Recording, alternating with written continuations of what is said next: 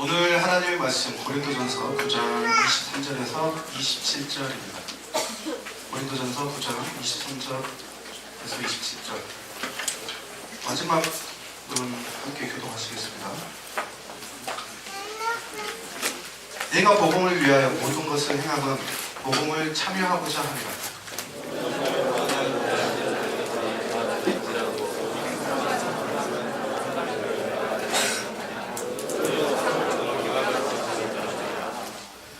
이기기를 다투는 자마다 모든 일에 절제하니 하나니 그들은 썩을 승리자의 관을 얻고자 하되 우리는 썩지 아니할 것을 얻고자 하노라.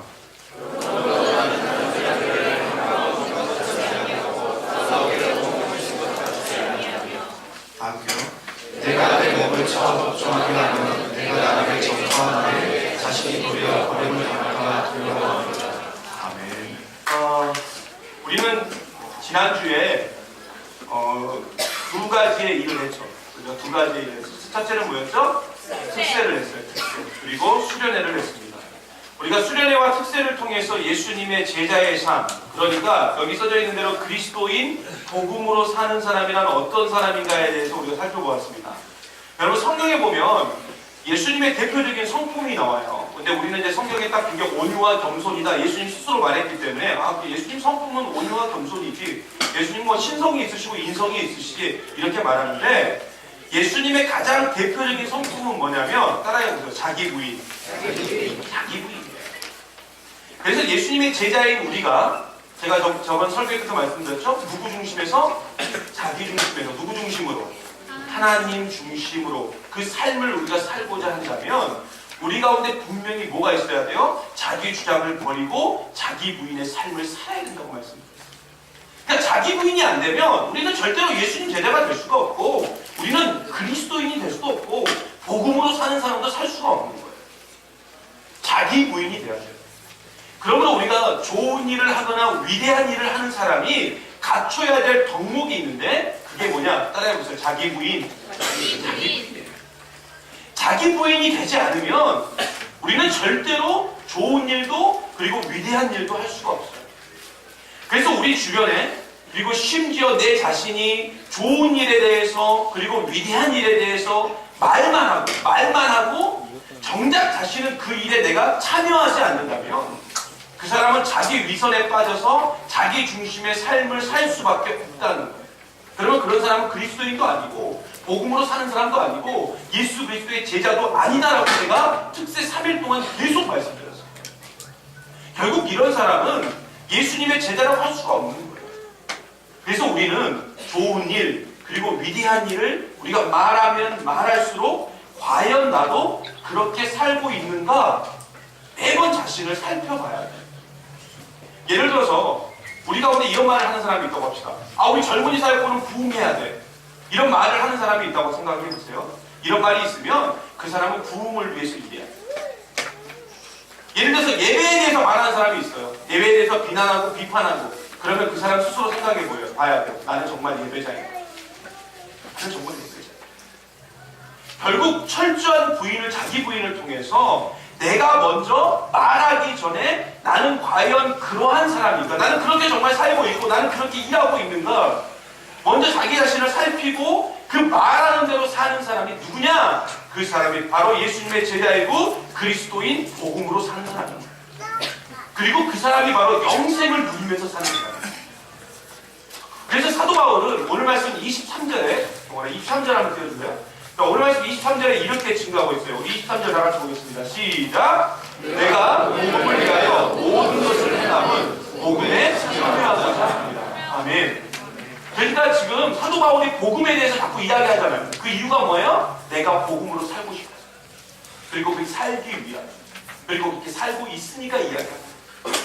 결국 사도 바울은 어떤 사람이었냐? 자신이 말하는 대로 사는 사람이었어요. 자기가 이야기하는 대로 사는 사람이었어요. 여러분 그는 복음을 말했습니다. 그리고 그는 복음으로 살았어요. 완전히 복음이 그 안에 녹아져가지고 복음 자체의 삶을 살았던 사람이 누구였냐면 사도 바울이었다. 그러면 우리는 말하는 것으로 끝나는 인생이 아니라 그것을 말하는 것을 어제 담임 목사님 말씀하셨죠? 그것을 뭘로 이어야 된다고요? 행함으로. 믿음을 행함으로 이어줄 줄 아는 또 그렇게 살아가는 그런 사람, 그런 인생이 돼야 됩니다. 여러분 우리가 분명히 기억해야 돼요. 말할 때 자기 것이 되는 게 아니에요. 행할 때 자신의 것이 되는 줄 믿습니다. 결국 기독교는 어떤 종교인 줄 아세요? 물론 기독교는 믿음의 종교예요. 근데 기독교는 믿는 대로 행하는 종교가 기독교예요. 여러분 왜 그러냐? 이유는 단순해요. 예수님이 그렇게 사셨잖아요. 예수님이 그렇게 사셨잖아요. 우리 예수님 믿지 않습니까? 우리 예수님 다 믿죠? 예수님이 그렇게 사셨으니까 우리도 그렇게 사는 거예요. 왜? 우리는 예수님의 제자이니까. 그리고 그것을 소망하고 있으니까. 그런데 우리는 어느 순간부터인가 우리가 믿는 대로 말하는 대로 살지 못하고 있어요. 아니 못하는 게 아니에요. 안 해요 안 해. 왜? 내 기분이 안 맞으니까. 내 성격이 안 맞으니까. 내 상황에 맞지 않으니까. 내 조건에 맞지 않으니까. 그래서 전부 다 어떻게 사느냐? 자기 기분대로 사는 거예요. 자기 생각대로 사는 거예요. 여러분 세상 사람들 중에 자기가 원하는 대로 살고 싶은 사람이 몇 명이나 있겠어요? 자기가 살고 싶은 대로 살 수 있는 사람이 몇 명이나 있겠어요? 아마 그런 사람 단 한 명도 없을 거예요. 그런데 이게 옳으니까 하나님 말씀대로 사는 게 복음으로 사는 게 옳으니까 예수님의 제자로서 사는 게 옳으니까 그게 조금 불편해도 그 안에 안식함이 없어도 그것대로 사는 거예요.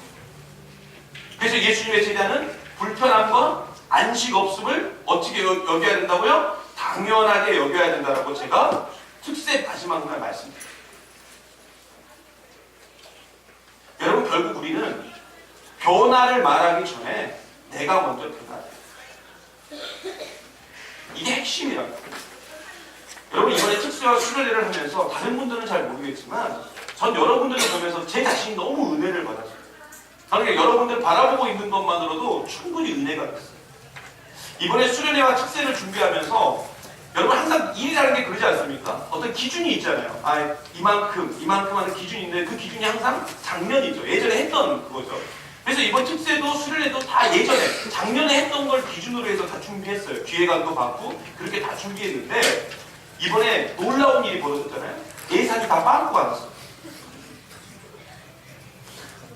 예산이 다 빠르고 났어요. 근데 다 박수 쳤어요. 여러분 예산이 빠르고 났어요. 다 박수 쳤어요. 왜 박수 쳤을까요? 그만큼 적자가 많이 왔어요. 특세는 특별히 마지막 날에는 50명이 넘게 왔죠. 그날 9일 설렁탕집 아줌마 얼굴 봤어요? 와, 그 아줌마가 천사의 미소를 하면서 우리한테 밥을 가요. 그날 그 설렁탕 고기 겁나 많이 들어있는 거 봤죠? 평소 때 그게 안 들어있었거든? 근데 누가 내 옆에서 밥을 먹는데 그랬나? 누가 그랬지? 포도 계속 나온다고 고기가? 특히 이번에 난 너무 감사드리는 사람들이 있었어요. 그 카풀로 수고해 주셨던 청년들. 대열이하고 태윤이가 저한테 얘기했더라고요. 고려해 볼게요. 그랬대요. 고려해 볼게요. 근데 카풀 명단에 들어있었어요. 차가 있다는 이유로. 고려해 볼게요. 참석하려고 노력해 볼게요. 그랬는데 노력이 아니라 아예 참석을 해서 뒤지게 고생이 되죠. 여러분, 전 이번에 알았잖아요. 우리 청년들이 차가 얼마나 많은지. 새벽 예배 마치고 우리 여기서 새벽 예배 마치고 이제 지하에서 2층으로 딱 올라가서 이제 식당으로 이동하려고 딱 나오는데 둘째 날인가 어떤 청년이 저한테 그러더라고요. 아니 목사님 원래 이 시간에 우리 교회에 차가 이렇게 많아요? 이렇게 물어봤어요. 그때가 새벽 6시 반이니까 6시 한 40분 50분 됐으니까 뭐 새벽 6시 40분 50분에 차가 엄청 많으니까 주차장 게 여기서부터 여기까지 저까지 끝까지 있었거든요. 차가 그렇게 많이 있었어요. 근데 그게 전부 누구 차였어요? 우리 청년들 차였어요. 마지막 날 그 9일 설렁탕집 갈 때는 저는 무슨 레이싱 경기 왔어요. 여기 앞에 총솔 사거리에서 나는 진짜 웃겨 얼마나 자기들 이렇게 서로 먼저 가려고 그냥 막 앞으로 막 끼고 난리가 났어요. 특히 오대천이. 아니요. 그래서 저도 버스로 둘이 막았다니까. 여러분 수련회도 그래요. 작년보다 더 많은 인원이 참석했어요. 그죠? 참 은혜가 됐어요. 첫날 너무 놀랐어요. 다들 밥 먹으면서 놀랐어요. 왜 이렇게 말라 숫자가 이렇게 많아? 그래서 첫날 간식이 부족해가지고 라면으로 배를 채우고. 근데 여러분 이런 일이 어떻게 일어났을까? 결국은 어떻게 일어났냐면 여러분 한 사람 한 사람의 변화에서부터 시작한 줄 믿습니다. 특세에 가보자. 그렇죠? 카풀로 봉사하고자 하는 그 마음, 그리고 수련회에 참석하고자 하는 그 마음, 그게 놀라운 역사를 이루는 거예요. 그래서 수고하고 애써도 기분이 좋은 거예요. 그리고 참석한 여러분도 스스로 놀랍고 기쁘고 즐겁지 않습니까? 여러분 진정으로 우리가 세상이 변화되기를 원하고, 여러분의 부모님이 변화되기를 원하고, 여러분의 형제자매가 변화되기를 원하고, 여러분의 가정이 변화되기를 원하고, 여러분의 학교가 변화되기를 원하고, 여러분의 직장이 변화되기를 원하고, 여러분의 삶의 현장이 변화되기를 원하고, 우리 젊은이 사역부가 변화되기를 원하고, 이 세상이 변화되기를 원한다면 결국은 나부터 변화합니다. 여러분, 변화의 출발도 나이고요, 변화의 마지막 열매도 내 자신인 거예요. 그러므로 우리가 변화를 원하고 우리가 변화를 추구한다면 우리는 분명히 알아야죠. 나부터 변화돼요. 자기 자신. 그래서 사도 바울은 오늘 말씀 27절에 이렇게 고백하고 있습니다. 27절 같이 볼게요. 시작! 내가 내 몸을 쳐 복종하게 하면 내가 남에게 전파한 후에 자신이 도리어 버림을 당할까 두려워합니다. 사도 바울은 자기 스스로 자기 몸을 쳤어요. 왜 쳤어요? 내가 정말 그렇게 살고 있는가. 항상 자신을 돌아보면서 변화된 인생을 추구했다. 어제 변화됐다고 오늘 다시 똑같이 변화 안 되고 있으면 안 돼요. 오늘도 또 변화돼요. 내일도 변화돼요. 모레도 변화돼요. 여러분 한번 생각해 보세요. 여러분이 태어난 그대로 지금까지 있다면, 태어난 그대로 지금까지 있다면 매력적이에요? 아니죠? 저는 흰머리가 요새 많이 나거든요. 흰머리가 많이 나는데 저희 안사람은 저보고 염색을 하라고 얘기를 해요. 왜 염색 안 하는 줄 아세요? 이거 자체로 그냥 멋인 거예요. 근데 담임 목사님도 그러시구만. 담임 목사님. 근데 담임 목사님 이유가 있어요. 너무 젊어 보여서 그런데 그 염색을 하는 거예요. 하는데 이게 뭐 아닙니까? 나는 왜 염색을 하는지 몰라, 검은색으로. 이게 뭐 아니에요? 그냥 세월이 흐르면 사람의 주름이 늘어나고 얼굴이 변하고, 그게 뭐 아닙니까? 여러분 생각해보세요. 50대가 30대처럼 하고 다니면 멋있어 보여요? 그건 순간이에요.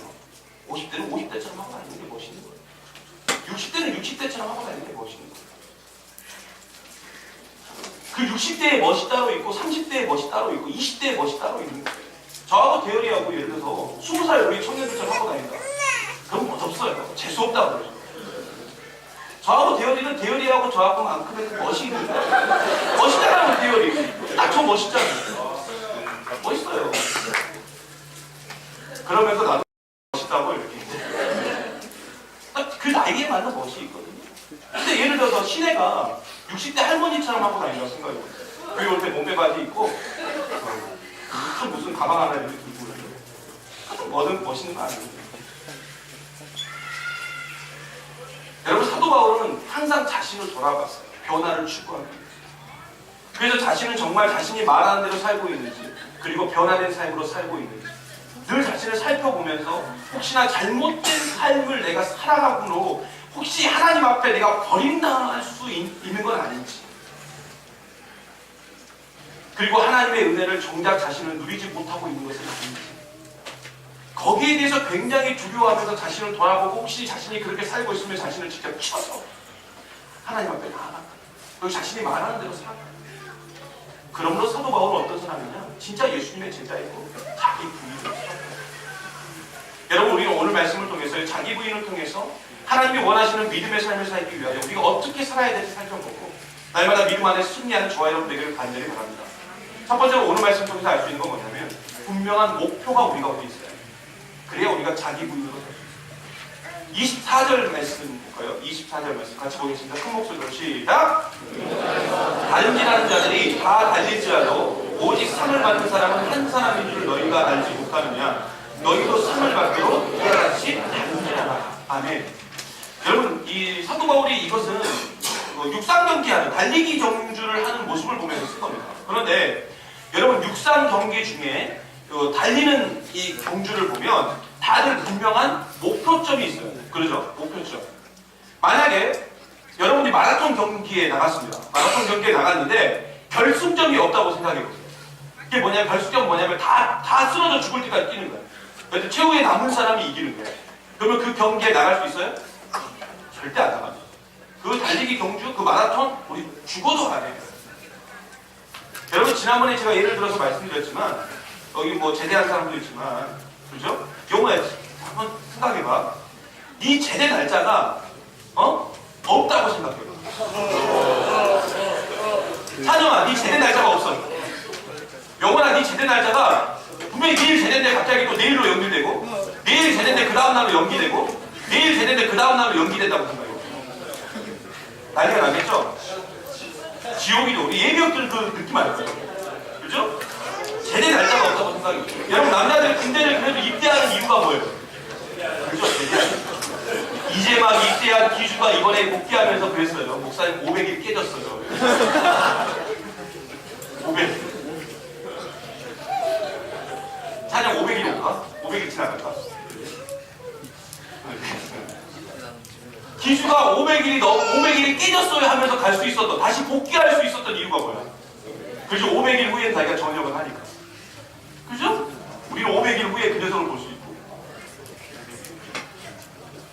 여러분, 여자들 한번 생각해보세요.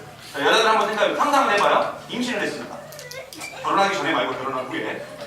결혼 후에 여러분 임신을 했어요. 임신을 했는데 아이가 언제 나올지를 몰라. 이 아이가 지가 나오고 싶을 때 나오는 거야. 이게 이제 1년이 될 수도 있고 10년이 될 수도 있고 여러분이 죽은 후에 나올 수도 있어. 그러면 임신할까요? 안 할까요? 안 하죠. 사라 지금 임신해 있잖아. 임신한 이유가 뭐야? 몇 달 뒤면 아이를 볼 수 있다는 이유 때문에 임신하죠. 그렇죠? 여러분 절대 임신 안 해요. 그러면 어떤 여자가 임신하려고 했겠어? 아이 가지려고 했겠냐?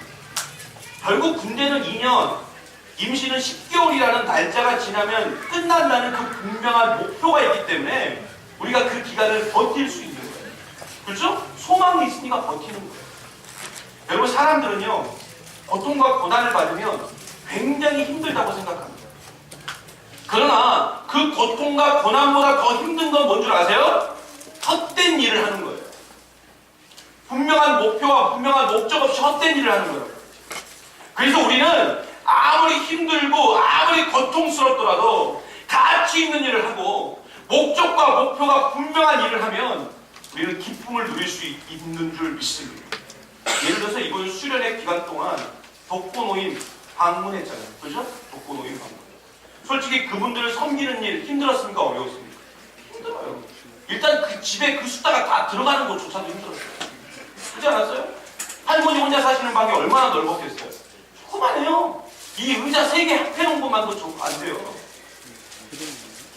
그런데 이 의자 3개, 한 줄, 2줄, 3줄 합해놓은 것만도 안 되는 그 방에 10명 막, 열 몇 명이 들어가가지고 다 둥그렇게 앉아서 어깨에 이렇게 붙이고 그렇게 앉아가지고 또 주방이라고 해봤자 화장실하고 주방하고 같이 붙어있어서 이게 화장실인지 주방인지도 모르는 그 공간에서 밥을 해가지고 그 많은 숫자가 세상에 요만한 상에 음식 올려놓고 그 많은 사람이 나와라 가지 털! 하면서 이렇게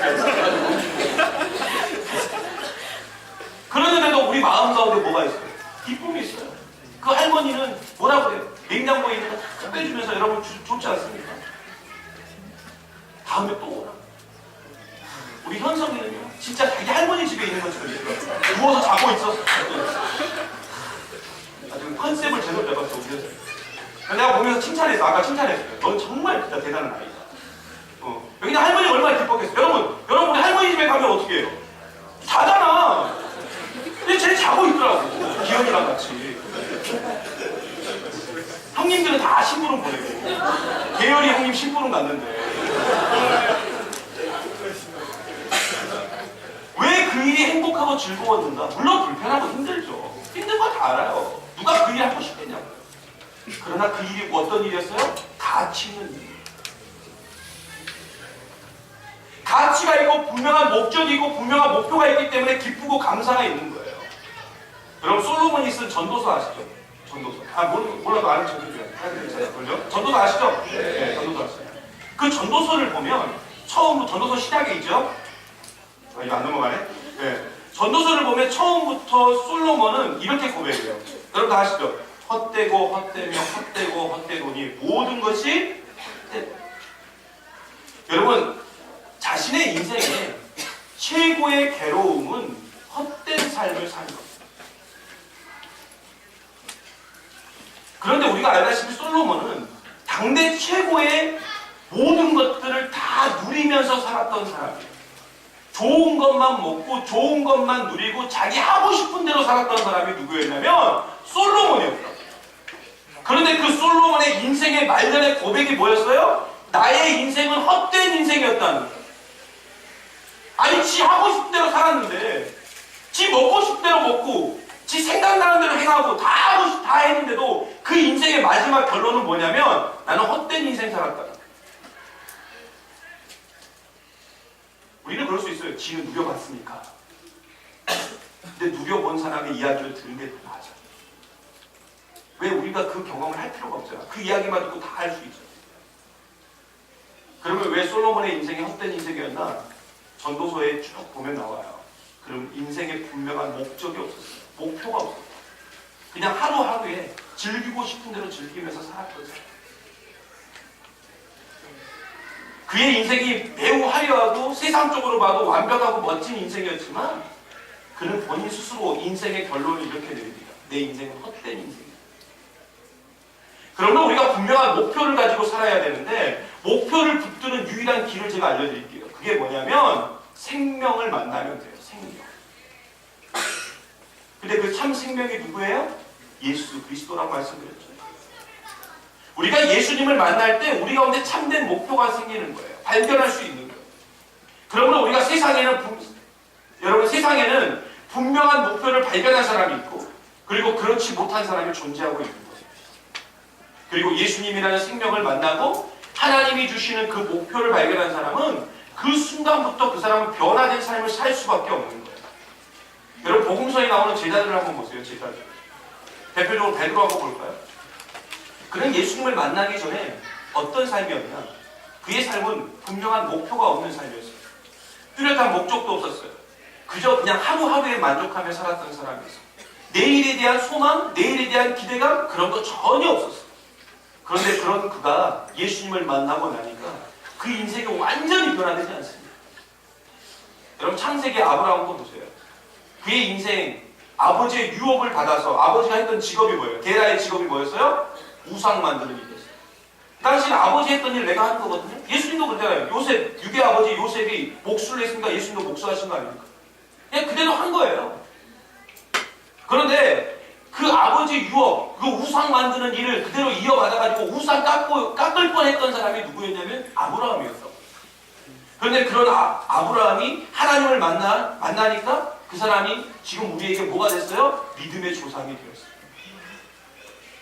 그리고 야곱 보세요. 야곱. 창세기에 나오는 야곱. 그래서 사기꾼이었습니다. 맨날 남의 발목이나 잡는 사람이었어요. 그런데 그런 그가 야복강에서 하나님을 만난 후에 이름이 야곱에서 뭘로 바뀌었어요? 이스라엘로 바뀌잖아요. 그리고 그의 몸을 통해서 이스라엘의 12지파가 나왔잖아요. 예수님이 나왔잖아요. 결국 우리가 생명을 만나고 하나님께서 목표를 우리에게 주시는 그 순간부터 그 사람의 눈빛이 달라지고 행동이 달라지고 사명감도 달라지는 줄 믿습니다. 그래서 우리는 예수님을 만나야 돼요.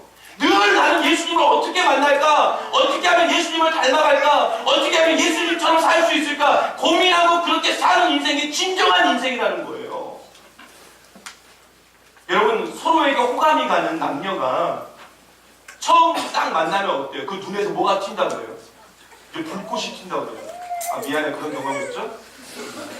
불꽃이 튀어요. 제가 저희 안사람을 만날 때 불꽃이 튀었어요. 저희 안사람이 지난주 설교 때 집에 가서 엄청 혼냈어요. 그런 말은 단둘이서 하는 거라고. 여러분 불꽃이 활활 타올라요. 서로 호감이 가요. 그렇지 않습니까? 그러면서 그게 나중에 큰 사랑이 돼요. 그래서 뜨거운 거예요. 그런데 그 만남의 불꽃이 오늘 이 시간 예수님과 여러분 사이에 우리 사이에 분명히 일어나기를 간절히 원합니다. 그 불꽃이 일어나서 큰 불이 돼서 우리 가운데 활활 타올라 세상을 변화시켜 나가는 우리 젊은이 사역부가 되는 소망.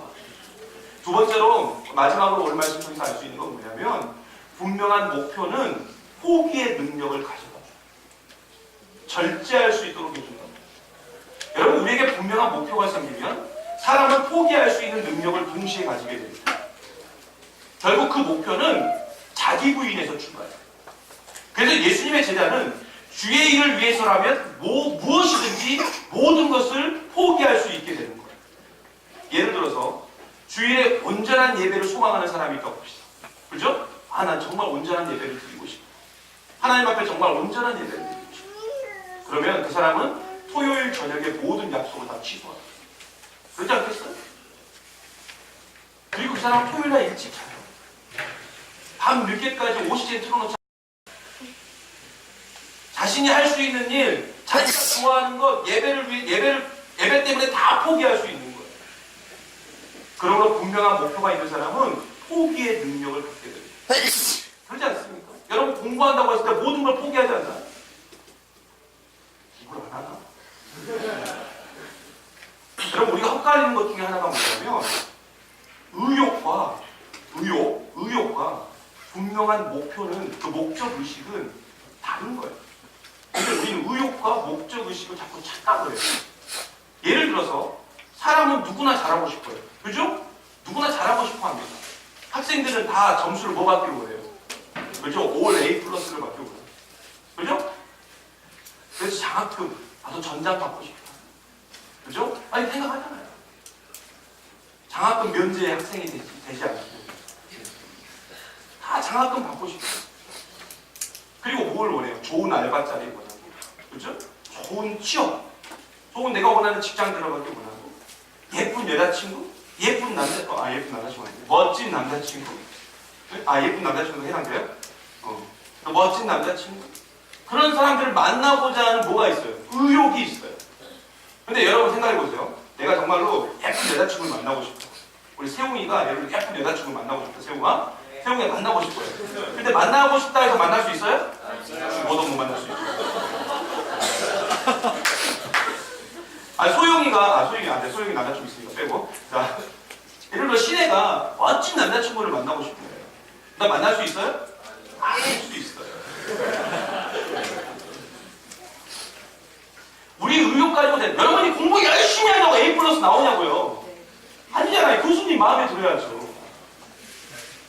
교수님 마음에 들어야죠. 내가 열심히 한다고 해서 되는 게 아니라니까요. 그 의욕 가지고 되는 게 아니라니까요. 여러분 성경의 위대한 인물들을 보면요. 그들은 처음부터 그렇게 위대한 삶을 살았던 건 아니에요. 그들의 삶은 항상 어떤 삶이었냐? 다 이래요. 의욕만 앞세우는 삶이었어요. 자신의 노력, 자신의 힘으로 충분히 성공할 수 있다, 행복할 수 있다라고 생각했어요. 그런데 그들의 인생 다 실패하잖아요. 출애굽기의 모세를 보세요. 그는 의욕만 앞세우다가 결국 어떻게 됩니까? 사람을 죽여요. 그리고 도망자가 되죠. 40년 동안 도망가요. 숨어서 살아요. 40년을 숨어 살아요. 미디안 광야에서. 여러분의 인생이 40년 동안 숨어 사는 인생이라고 생각해 보세요. 행복하겠어요? 행복하지 않아요. 행복을 찾아서 떠났는데 결국은 40년 동안 도망자로 살았다. 그런데 그런 그가 하나님을 만나자 어떻게 됐어요? 그 도망자가 자신을 잡으려고 하는 그 나라로 들어갑니다. 인생의 변화된 거예요. 그리고 그는 민족의 지도자가 됩니다. 왜? 분명한 목표를 발견하니까 절제의 능력이 생기고 포기의 능력이 생깁니다. 들어갈 수 있는 거예요. 자기를 잡으려고 하는 나라. 여러분 우리 안에는 로마서 8장의 사도 바울의 표현대로 육신의 생각이 있고 성령의 생각이 있어요. 근데 이게 맨날 뭐예요? 싸우죠. 여러분 오늘도 싸웠잖아요. 그렇죠? 방금 지금도 싸우고 있는 사람이 있어요. 잠 잘까 말까. 그래서 결국 육신이 이기면 성경은 그래요. 너는 망하는 인생. 영이 이기면 영광스러운 인생이 될 거다. 이렇게 불러요. 그러므로 우리는 몸이 이기는 인생이 아니라 영이 이기는 인생이 돼요. 근데 이게 이겨지려면 어디서부터 되느냐? 우리 가운데 절제가 있어요. 절제가 있어야 영이 몸을 이길 수 있다니까요. 여러분의 몸이 가는 대로 살아보세요. 행복할 것 같죠? 근데 결국 망해요. 그게 탕자잖아요, 탕자. 누가 보면 15장에 나오는. 지 몸이 가는 대로 행했다가 결국은 돼지하고 같이 살잖아요. 여러분 돼지하고 같이 살고 싶으면 몸이 가는 대로 일하세요. 돼지 음식 먹고 싶으면 그냥 여러분 몸이 가는 거죠. 근데 중요한 건 뭐냐? 그런 인생이 다시 주님께로 돌아오면 이거 받아주시는 거예요. 그게 주님의 사랑이에요. 여러분 절제란 뭘까?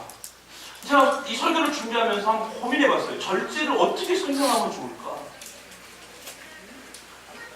그래서 결국 설명은 성경에 있어요. 여러분 구약 시대에 제사를 드릴 때 그 양이나 소를 가지고 제사를 드렸죠. 양이나 소. 그 양이나 소를 가지고 하나님께 제사를 드렸어요. 근데 한번 생각해 보세요. 여러분이 양이나 소라고 한번 생각해 보세요. 그 번제단에 바쳐질 양이나 소라고 생각해 보세요. 근데 여러분 주인이 여러분을 끌고 가는 거예요. 야, 얼른 가자, 태훈아, 빨리 가자, 태훈아, 빨리 가자. 이렇게 간다고. 그럼 갈 것 같아요, 안 갈 것 같아요? 안 가죠. 알거든요. 왜냐면 자기보다 앞서 있는 소나 양들이 말을 해줘요. 여기 오면 죽겠네! 하고 하겠죠. 그러면 걔들도 귀가 있으니까 들을 거 아니에요. 저기 가면 어떻게 되는데 죽는가 봐. 이렇게 알 거 아니에요. 그러니까 안 가라고 어떻게 할 거예요? 할 거 아닙니까? 여러분 도살장 가보셨어요? 도살장? 거기 가면 소들이요. 저렇게 안 가요. 난리요, 난리. 안 들어가요. 아는 거예요. 거기가 어떤 곳인지. 느낌으로 아는 거예요. 소의 감, 소감으로 아는 거예요.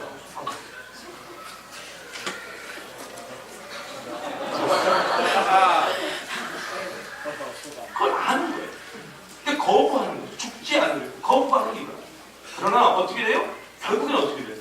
억지로 끌려가가지고 번제단에 올려져서 하나님께 드려진 것처럼 우리도 우리 몸을 하나님께로 억지로 끌고 가는 것, 그게 절제라고요. 그래서 로마서 12장 1절에 이렇게 증거하고 있어요. 다 같이 읽어볼게요. 로마서 12장 1절 시작. 안 떴어? 시작. 그러므로 형제들아 내가 하나님의 모든 자비하심으로 너희를 권하노니 너희 몸을 하나님이 기뻐하시는 거룩한 산제물로 드리라. 이는 너희가 드릴 영적 예배니라. 예배란 뭐냐? 절제에서 시작되는 거예요. 그러니까 절제하는 삶 자체가 예배예요. 누구를 위해서? 주를 위해서. 결국 우리 몸도 성령의 주도권을 가지고 억지로 끌고 와서 하나님께 거룩한 산제물로 드리는 것, 그게 절제이고 그런 사람이 승리할 수 있고 그 사람만의 진정한 예배자라는 거예요. 우리는 하나님 앞에 예배자입니다. 여러분 믿으십니까? 그리고 우리의 삶 자체가 예배예요. 그러면 우리가 진정한 예배, 그리고 영적 예배를 드리기 위해서는 우리 몸을 억지로 끌고 가야 돼요. 물론 여러분의 몸은 거부하겠죠. 난 저거 싫은데. 난 저거 하기 싫은데. 난 저거 안 하고 싶은데. 자꾸 여러분의 몸은 거부하겠죠. 그런데 오늘 사도 바울의 말씀과 같이 자기 몸을 쳐서라도 가야 돼 이놈아! 하면서 쳐서라도 주님께로 끌고 갈 때 우리가 언제 승리할 수 있다고요. 우리가 승리할 수 있는 거예요. 그러면 분명한 목표, 즉 예수님을 만난 사람은 이 절제가 가능해지고 그 능력이 우리 가운데 임하고 그 절제를 통해서 더욱 예수님이 원하시는 삶, 정말 진정한 예수님의 제자의 삶, 세상을 변화시킬 만한 그 능력이 우리 가운데 갖춰지게 될 줄 믿습니다. 여러분 마지노선이란 말이 알죠? 마지노선. 2차 세계대전 때 나왔던 말이죠. 다 빼앗겨도 절대로 빼앗겨서는 안 되는 마지막 보루를 우리가 마지노선이라고 해요. 근데 그 신앙의 마지노선이 뭔 줄 아세요? 예배입니다. 예배. 그래서 예배가 무너지면 우리의 인생도 무너질 수밖에 없는 거예요. 그래서 우리는 반드시 예배를 위한 그 철저한 절제가 우리 가운데 있어요. 내 몸을 억지로 끌어서라도 쳐서라도 예배의 자리 가운데 서 있게 해야 된다고요. 그리고 그 예배의 자리 가운데 우리가 있으면 우리가 승리할 수 있는 거예요. 여러분 다른 어떤 일보다도 이 예배가 우선입니다. 이게 무너지면 우리의 신앙은 다 무너지게 돼 있어요. 그래서 왜 내 신앙에 변화가 없고 왜 내 삶은 항상 후퇴하는 인생이고 내 삶은 항상 실패자의 삶을 살고 있는가? 나는 뭘 해도 왜 이렇게 자꾸만 만족이 없고 기쁨이 없는가? 그건 왜 그런 줄 아세요? 우리 가운데 예배가 무너졌기 때문이죠. 그래서 우리는 예배를 위해서 절제하고 예배에 목숨을 거는 사람이 돼야 된다는 거예요. 그래서 우리는 다른 건 다 양보해도요. 여러분 예배만큼은 양보하지 마세요. 이 자리에 앉아있는 이것만큼은 양보하지 마라.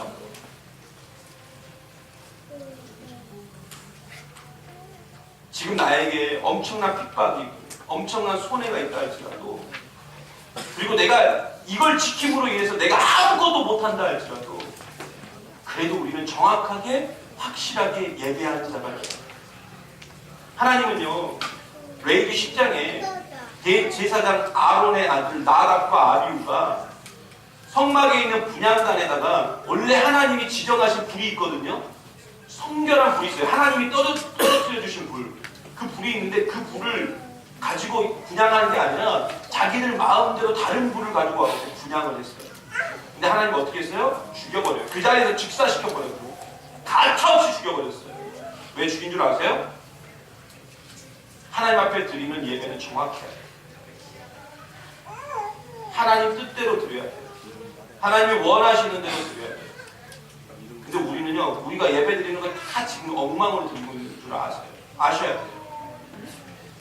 여러분, 여기 성경을 자세히 보면 원래 예배는 앉아서 드리는 경우가 없어요. 예배는 다 서서 예배해요. 저는 그렇게 생각해요. 난 너무 순진한가 봐.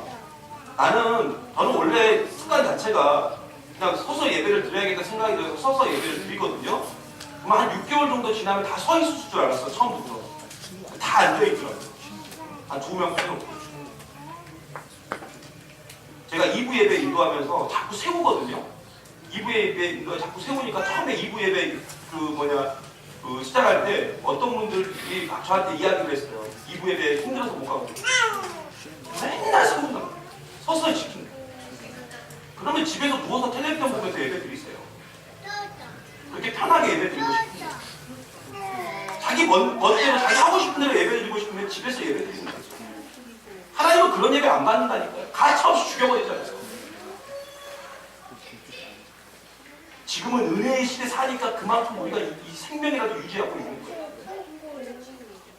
우리가 구약 시대 살았으면 여기 다 죽었어요. 저도 죽었고.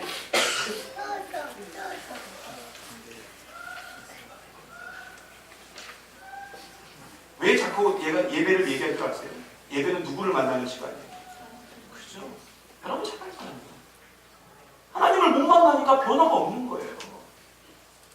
여러분이 이 시간에 하나님을 만나보세요. 그러면 그 삶 가운데 변화가 일어나는 거예요. 회복이 일어나는 거예요. 절대 기뻐할 수 없는 상황인데도 기뻐할 수 있는 거예요. 나로부터 변화가 시작되는 거예요. 어제 수련회 하는데 마지막에 제가 일부러 그걸 시켰어요. 드라마 공연을 하라고. 여기서 연극 공연을 하라고. 그게 결론이에요. 근데 신기하게 6개 조가 전부 다 공통된 주제가 있었어. 그게 뭐냐면 신입생 환영회를 가지고 이야기를 만들었어요. 신입생 환영회 때 술문화를 가지고. 어제 제가 다 봤어요. 평소에 하던 행동들이 다 나오거든요. 이렇게 재민이는 이렇게 쏠다 그래? 이렇게 선배님한테 따를 때 이렇게 따라해. 재민이 이렇게 한번 치고 막 봐봐. 어제 대열이 막 성질 내는데 와 연기가 아닌 줄 알았어.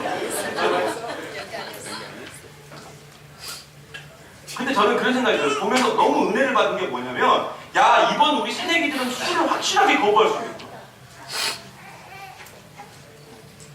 그죠? 술을 확실하게 거부할 수 있겠다. 제가 군대에 딱 갔는데 입대를 했는데 제가 95 군번이 95로 시작했어요. 95-710 상사하고 그게 제 군번인데 그때 군번은 저도 안 잊어버려요. 근데 제가 95년 갔는데 이건 뭐 잠을 안 재고 때리는 거야. 그러니까 이게 계속 하루 일과가 맞는 걸로 시작해서 맞는 걸로 끝나요. 이게 내가 왜 맞았는 줄 알아요? 이게 안 된다고. 이게 안 된다고 나를 때려. 아무 이유 없어. 이렇게 가면서 이렇게 해야 된대. 아니 이게 되는 사람도 있고 안 되는 사람도 있잖아. 근데 이게 해야 되는데 그 전투화를 신으니까 촥촥 소리가 날 거 아니야. 그 소리가 나야 되는데 메아리 쳐서 울려야 돼. 그 하루 일과가 아무튼 맞는 걸로 시작해서 맞는 걸로 끝나요. 잠잘 때도 맞아요. 그죠? 제 옆에 누워있는 제 후임은 맨날 맞았어요. 맨날 개머리판으로 호건 나고 마음에 방송면 씌워서 재우고 방송면 씌워서 재우니까 보일러실로 보내버려. 그런데 무슨 생각이 들었겠어요? 나도 고참이 되면 나도 때려야지. 나도 저거 시켜서 잘 안 올라가고 소리 내한치 안 올리는 애들은 다 때려야지. 그렇게 생각이 있겠어요? 아니. 내가 기필코 이 문화를 없애버리겠다. 근데 하나님 저에게 은혜를 주셨어요. 저는 상병 달고 한 4개월인가 6개월인가 지나서 정확히 기억 안 나는데 제가 왕고가 됐어요. 제 위에 있는 고참들이 갑자기 다 사라져버렸어요. 이유는 몰라. 어느 거 다 사라져버렸어요. 그래가지고 제가 왕고가 됐어요. 그러니까 충분히 뭐가 될 수 있는 거야.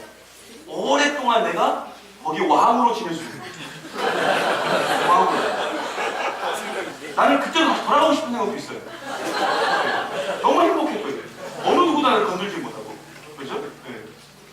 근 내가 병장 6개월과 상병 한 3개월, 4개월을 그러니까 한 9개월 동안을 내가 왕고를 1년 가까이. 얼마나 행복했어요. 그렇죠? 그래서 제가 없앤 게 있어요. 그게 뭐냐? 때리는 거. 근데 어떻게 없앤 줄 알아요? 내가 안 때리는 거예요. 내가 내 밑에 있는 아이를 안 때리면 나는 이 밑에 들어오는 애를 다 안 때렸어요. 왜 때리냐고. 결국은 변화는 누구에서부터 출발하냐? 나로부터 출발하는 거예요. 내가 변화되면 돼요. 왜 갈고요, 좋은 사람을? 얘도 소중한 아이인데 왜 갈구냐고. 얘는 힘들게 군대 들어와요. 못하면 못하는 거지. 내가 하면 되지. 내가 변화되면 돼요. 결국 우리가 예수님을 만나고 분명한 인생의 목표가 생기면 그 목표로 인해서 절제가 생기고 절제로 인해서 변화가 일어나는 줄 믿습니다. 말씀 마칠까요? 교회는 예수님을 믿고 변화된 사람들의 공동체예요. 그래서 기독교에서 가장 중요한 단어가 뭐냐? 변화예요. 체인지예요. 그런데 그 변화는 뭘 통해서만 나오느냐? 자기 부인을 통해서만 나와요. 그러므로 자기 부인이 되지 않는 사람은 절대로 변화된 삶을 살 수가 없어요. 그러므로 우리는 반드시 자기 부인의 성품을 가지고 계신 예수님을 만나야 돼요. 그리고 그 예수님을 통해서 분명한 목표가 발견되면 우리는 충분히 절제할 수 있는 거예요. 그렇지 않습니까? 목표가 있는 거예요. 그리고 그 절제를 통해서 세상 사람들 가운데 그리스도인, 복음으로 사는 사람이 어떤 사람인지 보여줄 수 있는 줄 믿습니다. 제발 내 육신이 가는 대로 내 뜻대로 살지 말고 그러면 다 벗어버리고 사도 바울과 같이 날마다 자신을 쳐서 하나님 앞에 순종하고 주님 뜻대로 살아가는 저와 여러분 되기를 간절히 소망합니다.